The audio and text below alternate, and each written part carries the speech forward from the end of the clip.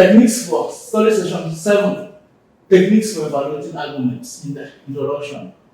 To determine the rightness, veracity, worthiness of arguments, rational evaluations involving rigorous and critical techniques is necessary. Thus, the assertion of others and our personal reason or claims and judgments have need for techniques of evaluating arguments. There has to be techniques of evaluating arguments. To know that's techniques or ways of determining whether arguments are wrong or right, valid or invalid, sound or unsound. These are terms that are used in logic. You do not say that. You do not use other terms. You say that an argument is valid or invalid, sound or unsound, right or wrong. Some of the techniques of evaluating arguments are, let's move on. Validity. This is one of the techniques of evaluating arguments. By looking at it, you just know whether an argument is valid or not. All UNN students are intelligent. Emeka is a UNN student, therefore Emeka is intelligent. This is valid but not sound.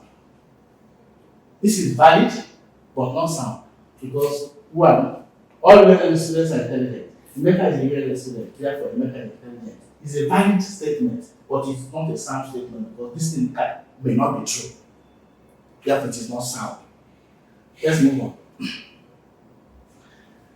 Validity of an argument is also assured when the terms within an argument are properly distributed.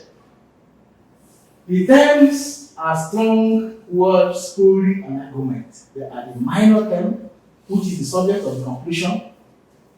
Minor terms. So, for instance, here, all footballers NB. OB is a footballer, therefore OB SB. There are minor terms, yes, which is the subject of the conclusion, like OB is the subject of the conclusion. The major term, which is the predicate of the conclusion, B, which is big. And the middle term, which appears in the premises but absent in the conclusion, like footballer. Footballer, we have it here in the first premise. Second premise, it is there, but it is not there in the conclusion. Here, footballers is the middle term, OB is the subject of the conclusion in the middle term, while the predicate of the conclusion, big, is the major term. The terms must lead to a single logical sense being purported in an argument. Move on. 2. We have seen validity. Another one of determining validity is when a term is not distributed in the premises, it must not be distributed in the conclusion. When a term is not found in the premises, it should not be in the conclusion. For instance, all laws are made. Constitution is a law, therefore constitution is made. It is not distributed. Therefore, this is invalid. Let's move on. Rules of quantity, affirmation of obligation. 1. No conclusion can necessarily be drawn from two negative premises. No cows are fish. No dogs are fish. Therefore, no dogs. This is completely wrong.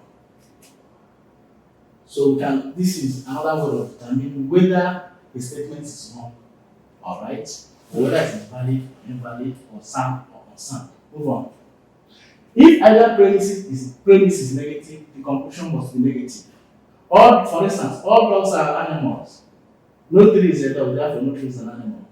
You see? In other words, if one premise is negative, the conclusion must be negative. Once one of the premises is negative, the conclusion must be. A violation of this rule is called fallacy of drawing an affirmative conclusion from a negative premise. If you violate the law, this is what it's called. Let's move on. A negative conclusion cannot follow from two affirmative premises. It cannot.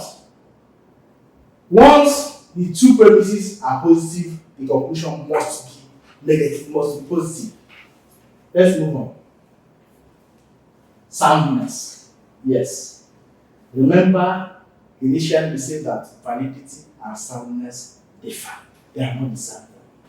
This refers to the actual truth of an argument. Every claim in fact has a truth value, either true or false. Every statement is either true or false. When the truth value of a truth claim is true, the truth value of a false claim is false. Let's move on. Value judgment. A refers another way of determining, of having this technique known is what we call value judgment.